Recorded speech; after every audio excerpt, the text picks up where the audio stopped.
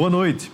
No programa desta segunda-feira, 30 de dezembro, a gente entrevista Danilo Queiroz. A gente traz uma retrospectiva deste ano de 2024. O cenário político está no ar. Boa noite para você, minha amiga telespectadora. Boa noite para você, meu amigo telespectador. Estamos começando mais uma edição aqui do Cenário Político TCM, ao vivo para todo o Rio Grande do Norte. Eu falei entrevista aqui na abertura, mas na verdade a gente vai ter um bate-papo aqui com o Danilo Queiroz, que é o nosso colega aqui do jornalismo TCM. Iniciou a cobertura política neste ano de 2024, um ano eleitoral, e a gente, graças a Deus, vai se despedindo de 2024. Por que a gente já está se despedindo hoje, dia 30? Porque amanhã, 31 de dezembro, a gente tem retrospectiva aqui do jornalismo TCM.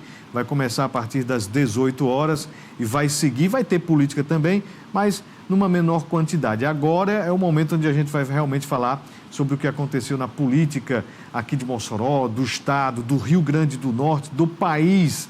Danilo Queiroz, boa noite, seja bem-vindo aqui ao Cenário Político. Muito boa noite, Vonulve, boa noite para quem está nos acompanhando através do canal TCM10HD, tcmplay.tv.br e também pelo aplicativo do TCM Box. É um prazer estar aqui no Cenário Político, fazendo uma estreia vias de fato, né? Porque o Sabatina de Cenário Político é quase como se fosse ali uma mini temporada especial. A gente esteve aqui participando, né?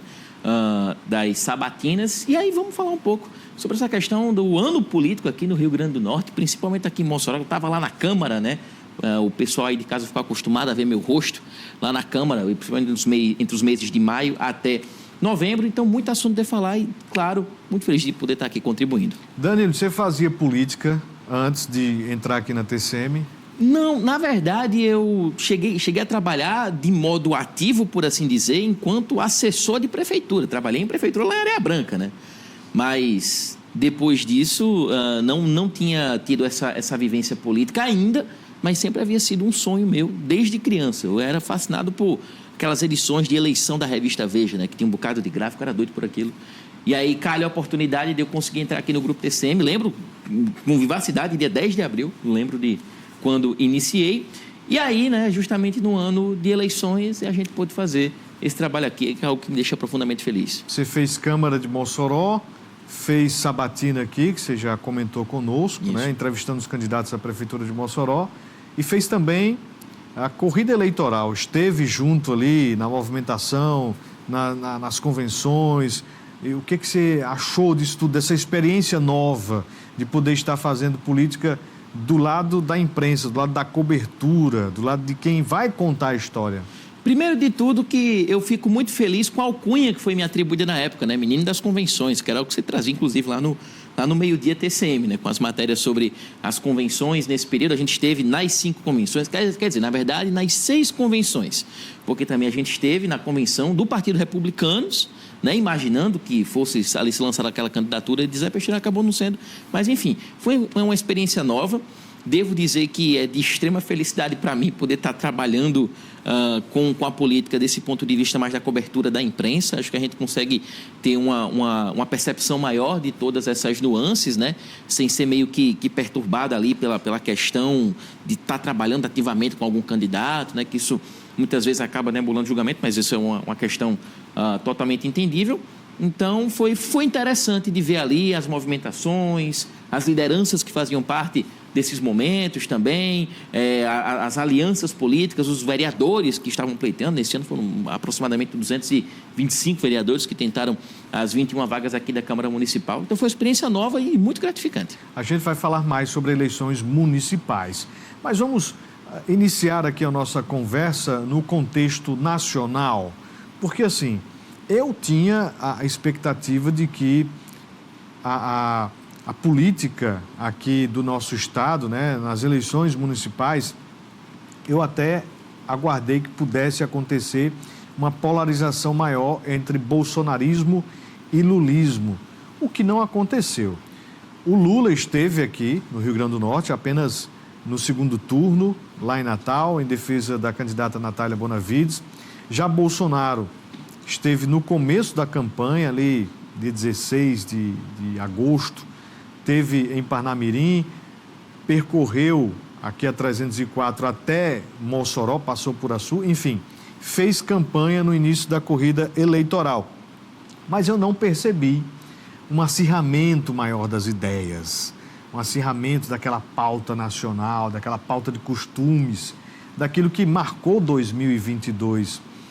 Qual foi a sua percepção, Danilo, quando começou o ano, ou melhor, já quando começou o processo eleitoral, a sua percepção era de que iria acontecer essa polarização ou não? Ou de fato, o que se desenhou aí durante a corrida eleitoral? Volnúvio, de fato, eu acho que eu esperava um impacto maior dessa polarização aqui dentro de um eixo do Rio Grande do Norte, mas a gente pode dizer com toda certeza que ele afetou, sim, a política de Natal. E aí se isola somente a Natal, porque apesar de toda a situação, Natal que teve toda a questão da reviravolta política, a gente teve um segundo turno envolvendo Paulinho Freire e Natália Bonavides, né?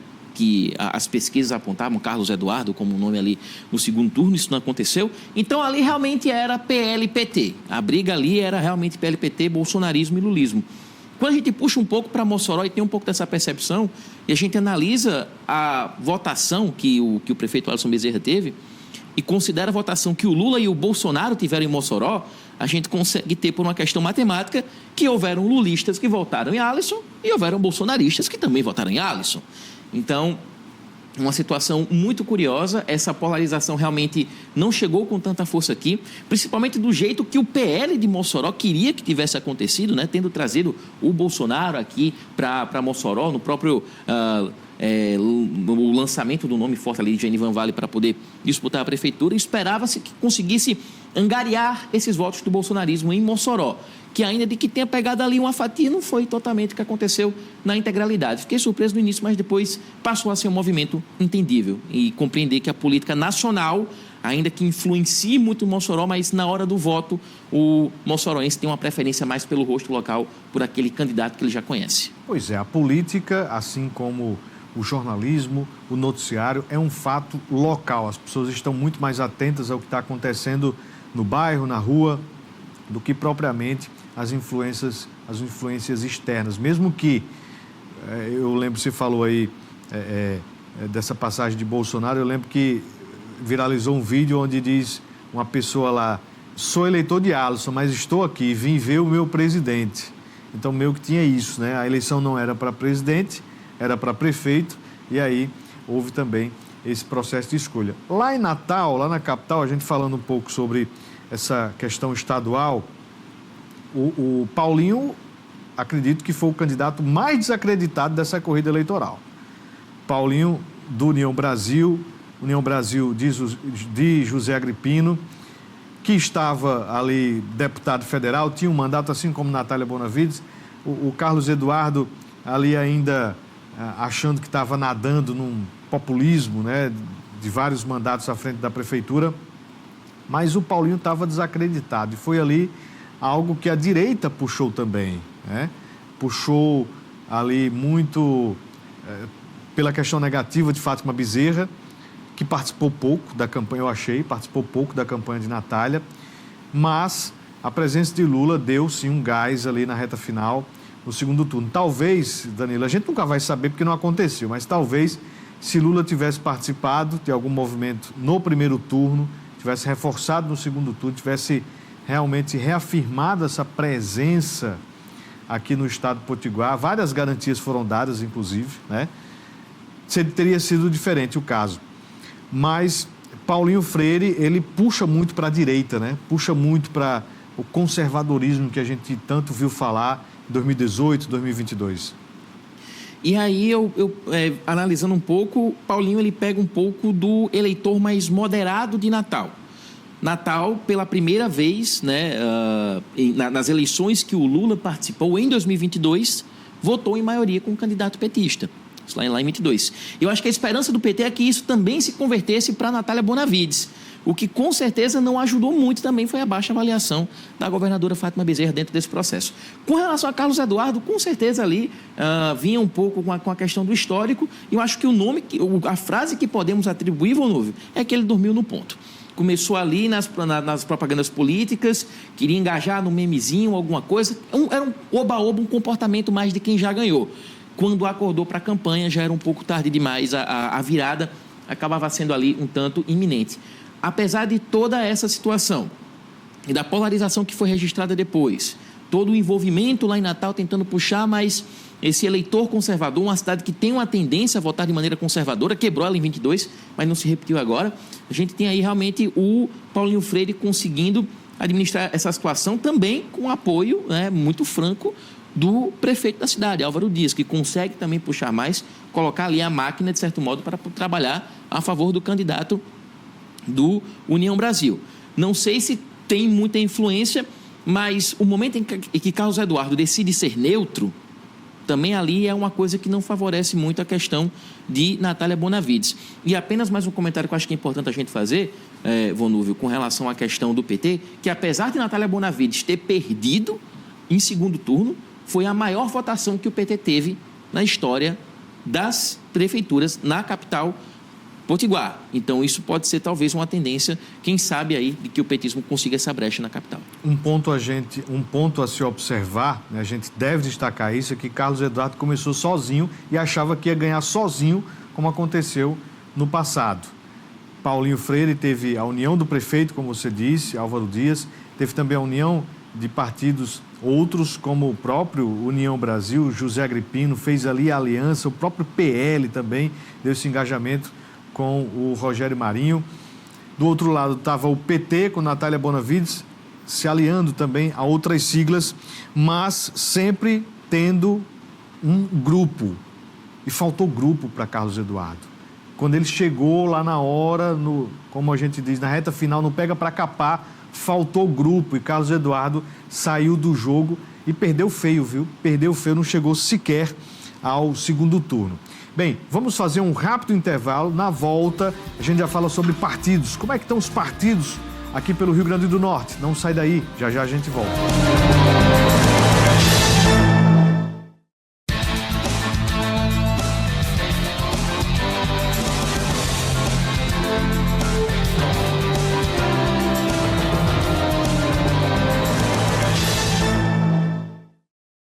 De volta com o cenário político nesta segunda-feira, o último cenário político do ano, 30 de dezembro.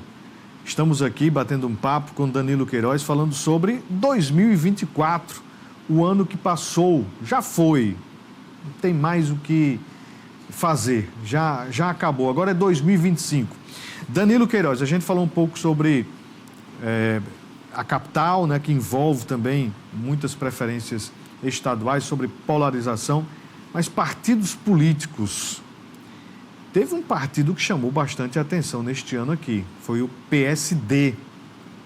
Dentro dos que conseguiram eleger mais prefeitos, como é que se observa essa campanha? O MDB, né, que teve muitos prefeitos de municípios menores, de fato traz um peso diferente? Como é que a sua avaliação, que você que fez uma reportagem sobre também os prefeitos e os respectivos partidos, né, eleitos neste ano de 2024? A questão do PSD no Rio Grande do Norte, ele segue mais ou menos uma tendência nacional, mesmo que não na mesma força que aconteceu dentro do contexto de Brasil, que ainda de que tenha conseguido muitas prefeituras, o PSD não chegou ao top do ranking de prefeituras aqui no Rio Grande do Norte. Mas seguindo essa tendência mais de centro, tentando angariar um pouco daquele eleitor, a nível de Brasil talvez, que esteve chateado com Bolsonaro, mas também não está gostando de Lula 3, e aí você tem esse eleitorado órfão e, de certo modo, algo que permite aí chegar junto. Tanto é que o PSD ele tem movimentos partidários diferentes em várias cidades do Brasil. O PSD, em alguns momentos, se aliou ao PL, em outros ao PT. Então, meio que essa volatilidade, esse jeito que o PSD se manobra, conseguiu garantir um pouco dessa margem. O MDB já é um suspeito conhecido aqui no Rio Grande do Norte, né? É um dos grandes partidos aqui, com grandes lideranças do ponto de vista histórico, uma sigla ainda muito forte, que ainda se mantém muito forte. Não tem grandes prefeituras a nível de população, a nível do top 10. Eu não acredito que só, acho que Sabino, né? Que é do MDB, que é uma das grandes prefeituras lá de Apuri, que o MDB conseguiu angariar. Mas, a nível de número, ainda continua imbatível no ranking e talvez seja um movimento interessante para 2026, se considerar as tendências possíveis aí de que Walter Alves talvez seja o candidato ao governo do estado do Rio Grande do Norte. Mas calma, ainda tem 2025 aí no meio, né? Ainda tem um ano todinho para 2026. Se bem que o político já está lá em 2026. Ninguém está falando mais sobre 2025. Parece um ano que não vai existir na conta. Mas vamos voltar aqui a falar sobre os partidos, porque a gente falou sobre PSD. Quem é que está por trás do PSD? É a senadora Zenaide Maia, senadora que é aliada do prefeito Alisson Bezerra e que conseguiu 21 prefeitos neste ano de 2024. Um número significativo, um número muito importante, um número que no Brasil representa bastante, porque foi o partido que teve o maior crescimento. Mas vamos lá, trazer aqui os números.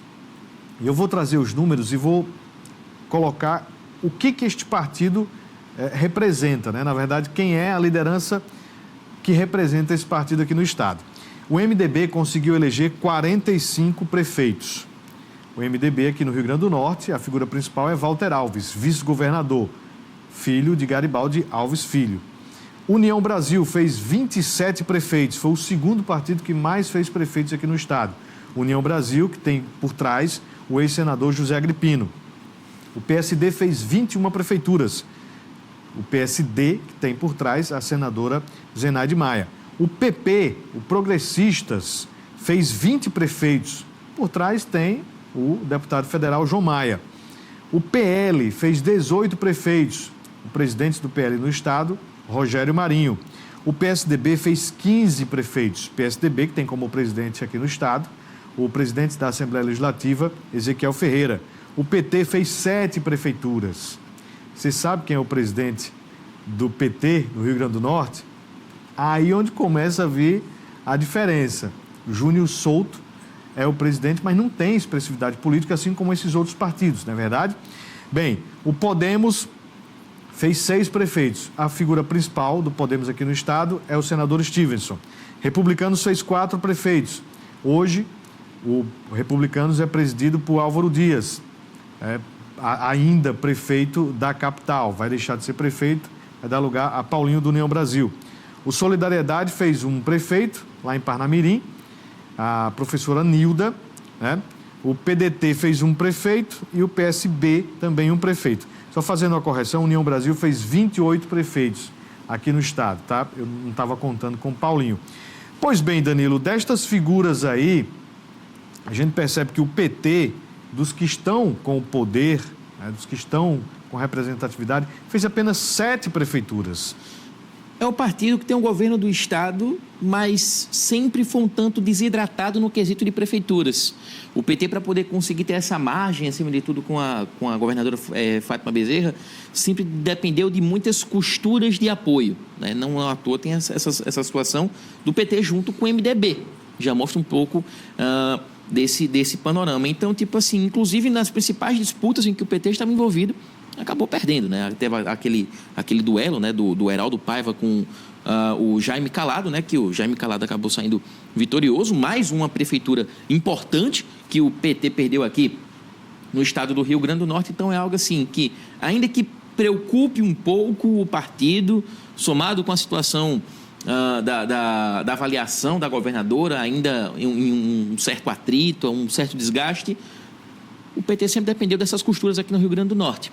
Então, ainda que seja preocupante, mas eles sempre conseguem ter um jogo de cintura para poder vir com um nome forte aí no futuro. Uma coisa que eu acho interessante a gente observar é que, ainda que o MDB tenha 45 prefeituras, isso, e a gente tem a União Brasil com 28, União Brasil tem as 2 maiores cidades do estado do Rio Grande do Norte. A gente tem Natal e tem Mossoró, debaixo da batuta de prefeitos do União Brasil, que é importante para o partido, mas a gente não sabe se vai ficar assim no futuro próximo, dados os interesses das figuras que estão se desenhando dentro desse partido, o antigo Democratas, o antigo PFL, União Brasil, que é essa fusão do Democratas com o PSL, que inclusive foi o partido do ex-presidente Jair Bolsonaro. Tá, a gente precisa ficar atento a tudo isto. Passou o ano, mas essas figuras elas vão continuar trabalhando e vão trabalhar muito em 2025, tá? Quando a gente ouvir falar de Walter Alves em 2025, não se engane, ele está, sim, buscando espaços, cavando entradas para disputar o governo do Estado, se a governadora Fátima Bezerra deixar, por exemplo, o mandato para ser candidata ao Senado. Será que isso vai acontecer? Para Walter Alves seria muito bom, né? União Brasil vai ter o Alisson Bezerra como candidato ao governo do Estado? União Brasil vai apoiar outro nome como o Rogério Marinho, do PL? Eis uma questão, mas de fato, PSD também vai estar nesse jogo. Todos esses nomes que eu estou citando aqui, o próprio João Maia também, Ezequiel Ferreira, que pode ser um candidato também forte para o Senado, todos esses nomes eles vão se aproveitar muito desses números, né? Dessa positividade. Agora, Fátima Bezerra, ela deve mudar a sua forma, a sua postura, Danilo, porque a gente viu o quanto que foi importante para a governadora a recuperação das estradas, né? Agora, neste ano de 2024. A gente viu o quanto que é importante para a governadora a recuperação de estradas, aliado ali com obras estruturantes aqui do nosso estado, como, por exemplo, para hospitais, para serviços de saúde, enfim. Se a governadora tivesse conquistado isso um pouco antes, um pouco cedo, né? Um pouco, digamos, 2023, no ano passado, no pós-reeleição, a gente poderia estar falando de uma forma diferente sobre o PT, sobre Fátima Bezerra. Agora, Fátima vai ter que se recuperar. Vai ter que colocar realmente para funcionar, se sair esses recursos aí de empréstimos, para poder as pessoas sentirem o governo do Estado, porque também, ao que parece, me vem isso, a falta de comunicação efetiva das obras do governo, das ações do governo. Será que Fátima vai conseguir superar esse problema de comunicação ou desses investimentos, hein, Danilo? É uma situação complicada. A gente tem um estado do Rio Grande do Norte financeiramente em um estado extremamente delicado, né? Tanto é que vem aí a necessidade recentemente do aumento da alíquota modal do ICMS para 20%, que foi uma vitória do governo Fátima, mas está sendo explorada de uma maneira super negativa na mídia. Ainda que tenha todo aquele trabalho, de querer cadenciar o aumento da alíquota, o aumento de servidores, ao pagamento, a outras obras, não sei se essa história está colando. O Potiguar está sentindo um pouco essa ideia desses 2% no bolso. Então, como é que você vai conseguir aí reparar essa situação, sendo que você está custeando um pouco mais a vida do Potiguar? É uma manobra que vai ser interessante de ver como a governadora vai se desenrolar. E principalmente chama atenção aqui para a questão da saúde. O jornalismo TCM, pelo menos aqui em Mossoró, nos últimos meses, as situações envolvendo o governo do Estado e a saúde foram inúmeras. CESAP aí debaixo de sequenciais bombardeios da questão política, atrasos de pagamentos. Tem um Hospital da Mulher aqui em Mossoró que ainda é um Aquiles enorme para o governo do Estado, que é esse hospital com essa grande estrutura, mas que ainda não tem conseguido realizar os atendimentos previstos. Tem a reforma do Tarcísio Maia, que já está se arrastando um pouco, passando do prazo. Então, assim, a gente está virando para 25, mas a corrida para outubro já começou. A gente está aproximadamente 600 dias da eleição de 2026. Então, isso é um prazo curto para a governadora conseguir reverter essa imagem. Você mesmo acompanhou aqui no próprio TCM Pesquisa, junto do Moisés, quando a gente puxava um pouco dessas informações, como que os municípios se manifestavam acerca da governadora Fátima Bezerra. Em praticamente nenhum deles houve um número em que a aprovação fosse superior. O próprio presidente Lula, que se esperava de repente, não, Fátima e Lula vão estar iguais nesse ponto, Lula conseguia apresentar bons resultados e Fátima não. Então, eu acho assim, com o perdão da ironia, mas é sinal vermelho no PT para 2026, porque fica complicado de recuperar toda essa moral que ela teve de uma governante reeleita no primeiro turno, como foi lá em 22, para esse momento. Então, para o Partido dos Trabalhadores aqui no Rio Grande do Norte, em específico, para a governadora Fátima Bezerra, se quiser alguma coisa para 26, Volnúvio Praxedes é tic-tac. A governadora Fátima não finaliza bem 2024, não finaliza. Esse é um ponto que, apesar de todos os esforços, né, não termina bem. a oposição conseguiu falar mais alto do que as obras, do que o que a governadora conseguiu conquistar ao longo deste ano de 2024. O fato das urnas terem falado isso é o que eu repito aqui para todos vocês. Se tivesse sido diferente, a governadora tinha tido uma outra postura eleitoralmente, até elegendo mais prefeitos ou conquistando mais espaços.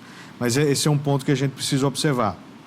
Agora, quem mais se saiu melhor neste ano, de 2024, não foi um nome, não foi uma pessoa, apesar de ter uma pessoa por trás disso, foi um partido, União Brasil.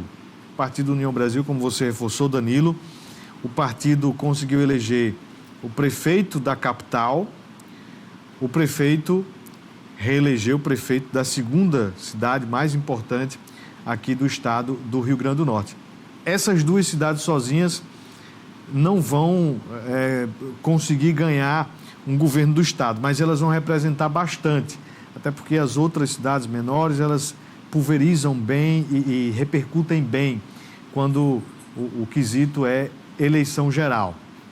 Mas em 2026 a gente vai eleger um novo governo do estado, Fátima Bezerra vem saindo de 2 mandatos, 2 senadores, 8 deputados federais, tem muito deputado estadual querendo uma vaguinha na Câmara Federal e, claro, os 24 deputados estaduais. Claro que em meio a isso tudo tem a decisão lá de cima da presidência da República e não vai ser fácil, né? Então, um partido que eu acho que realmente fez por merecer e vai fazer muito mais zoada, se souber fazer, inclusive as alianças que virão em 2025, é o partido União Brasil. Fiquemos atentos, a este partido União Brasil e quem o representa, quem está por trás aí de tudo isso. A gente vai fazer um rápido intervalo e no próximo bloco a gente fala sobre política de Mossoró, a reeleição do prefeito Alisson, os 21 eleitos aqui para a Câmara de Mossoró. O que deve vir aí no começo dessa legislatura? Já tem definido o presidente da Câmara? Meu amigo, não sai daí, já a gente volta aqui com a nossa retrospectiva 2024.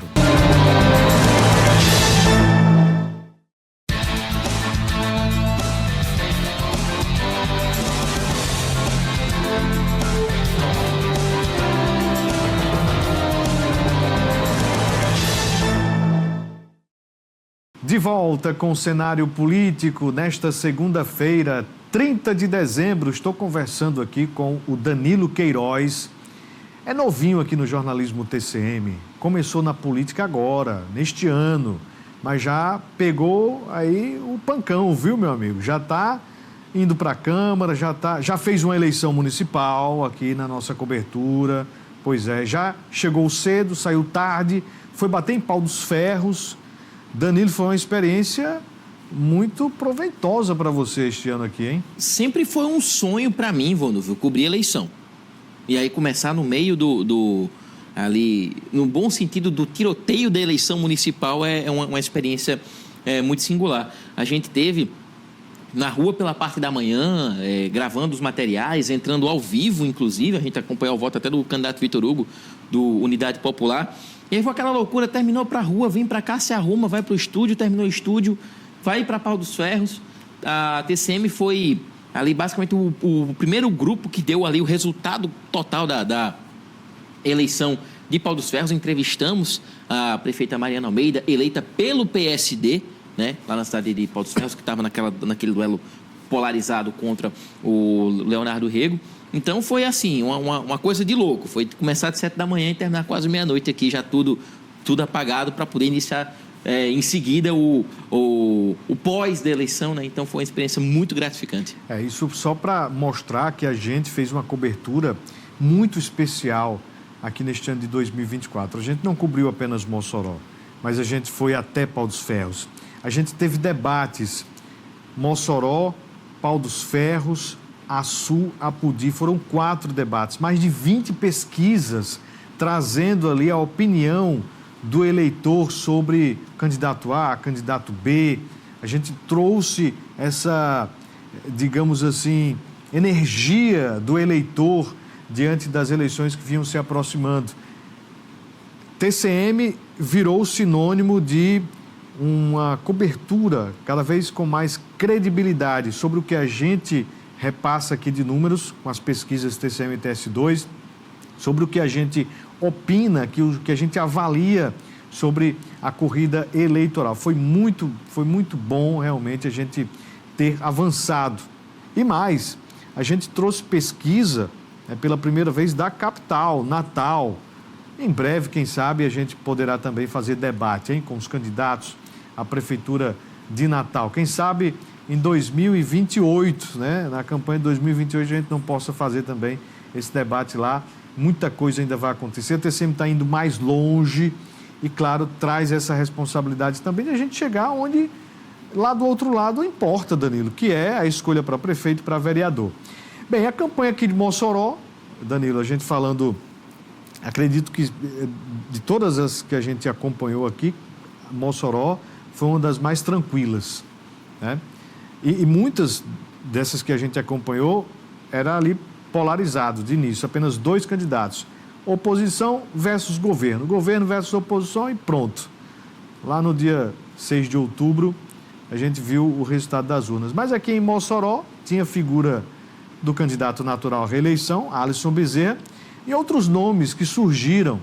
Nós tivemos o Laurêncio Amorim, do PSDB, dissidente da base do prefeito, né? Nós tivemos também a candidatura de Genivan Vale, do PL, que também fazia parte da base do prefeito.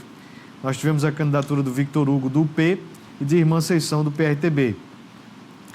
No meio disso tudo, Alisson ficou praticamente sem adversário, Danilo, porque quando a gente fala sobre adversário é aquele que vem há muito tempo, batendo na tecla da denúncia, reclamando, repercutindo fatos. Mas até o começo do ano, tanto Genivan quanto o Laurêncio estavam juntos ao prefeito. E foi uma campanha lançada de forma tardia aí pela oposição. Rendeu aí em mais de 93 mil votos de maioria para o prefeito. Vonúvio, a gente já percebe quanto a situação é complicada quando, no momento em que se começam as discussões da eleição com as candidaturas formadas, a discussão em Mossoró é saber quem é que vai ficar em segundo lugar. Não é, acredito, o melhor indício que você quer em uma disputa eleitoral de prefeitura, ainda mais um município que você não tem segundo turno. Um ponto estatístico que eu quero chamar aqui a atenção de quem está assistindo é de que aqui na TCM, já no Projeto Verão, já tem toda o tradicionalíssimo Conversa de Alpendre. Esse ano, Vonúvio entrevistou ali aqueles que poderiam ser candidatos a prefeito. De todos que você entrevistou, qual foi o único que se candidatou?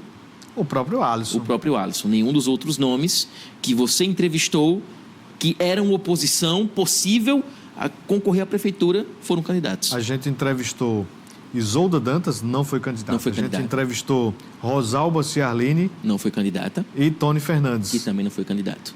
Apenas Alisson Bezerra, que a gente entrevistou no começo do ano, lá no Conversa de Alpendre, realmente se confirmou, era candidato natural. E eu lembro aqui de um ponto, Danilo, já que você citou isso, que eu, quando fui agendar a entrevista com o Tony Fernandes, mas o senhor vai ser candidato mesmo? Ele disse, eu acho que eu vou ser candidato, Então ele queria ser candidato, mas não teve até o time, né? A gente sempre falou muito sobre isso depois de janeiro mesmo, depois do Conversa. Janeiro, abril, os prazos, né, que foram sendo definidos. O time de Tony Fernandes, o time do Rosalbismo, né, que não emplacou. Então, realmente, foi algo bem incomum, assim, essas eleições aqui de Mossoró. É uma situação, assim, que realmente eu acho que a gente pode resumir não só os não candidatos, como também aos candidatos, né? E, de certo modo, foram nomes ali que foram desidratando com o passar do tempo, né? Claro que tem toda a questão trabalhada no marketing do próprio Alisson Bezerra, que fez ele ter uma grande adesão da população, mas, se você me permite, Vonúvio, acredito que foi uma oposição muito falha, uma oposição ali que não soube se aglutinar na hora certa e quando talvez apertou o prazo, aí talvez já era um pouco tarde demais para poder realizar um pouco desses movimentos. A própria questão do presidente da Câmara, Laurêncio Amorim, ter ali rachado com o prefeito, ter lançado o nome, já foi uma situação que ali desidratou um pouco o nome do próprio Tony Fernandes. já trabalhou um pouco em cima da própria rejeição que Isolda vinha atravessando. Depois a gente tem meio que esse eixo da esquerda de Mossoró não falando o mesmo idioma, porque Laurence Amorim esteve do lado de Bolsonaro durante a campanha de 2022. Então a gente vem aí na insurgência da candidatura de Vitor Hugo pela Unidade Popular, com orçamento basicamente nenhum, uma candidatura ali com muita base estudantil, amealhando a maior quantidade proporcional de votos do partido no Brasil. Então foi um cenário atípico em Mossoró, né, com uma vantagem retumbante para o prefeito Alisson Bezerra, que, claro, deve ser elogiado pelo jeito que ele geriu o seu marketing, mas também acende aí muitas dúvidas sobre a eficácia da oposição em Mossoró, porque para poder bater, tinham muitos, para poder abrir o peito e também apanhar, tinham poucos. Eu vou falar uma coisa, e aí você que está nos assistindo, Danilo também posteriormente, pode lembrar. Assim como a gente começou 2024 e o prefeito não tinha oposição, percebam vocês, que a gente vai começar 2025 e a gente não vê uma oposição aí para questionar mais este mandato do prefeito Alisson. O prefeito Alisson continua nadando sozinho, de braçadas na dianteira. O prefeito tem algumas obras, tem, de fato, elementos positivos, né, que puxam, acredito, Danilo, que não é só essa questão do marketing, tem muita coisa por trás disso, porém, não existe unanimidade. E a oposição não emplaca, ali, de fato, críticas com relação a este governo. E anotem, viu? 2025 começando e a gente percebe que não tem oposição. Vai ter oposição na Câmara, claro, mas não uma oposição para bater de frente aí, quem sabe, lá para 2028 ou 2026, né? Se o prefeito, de fato, se afastar para ser candidato ao governo. Eu vou trazer aqui os números. O prefeito Alisson foi reeleito com 113.121 votos. Ficou em segundo lugar o Laurence Amorim com 16.115 votos. Não chegou nem a 20 mil votos. Genivan Vale tirou 11.019 votos. Não chegou nem a 15 mil votos. Vitor Hugo, 4.375 votos. Irmã Seição, 360 votos. Irmã Seição já declarou aqui ao nosso jornalismo que não vai mais ser candidata a prefeita. União Brasil fez 7 cadeiras na Câmara de Mossoró, PSD 5, Solidariedade 2 cadeiras.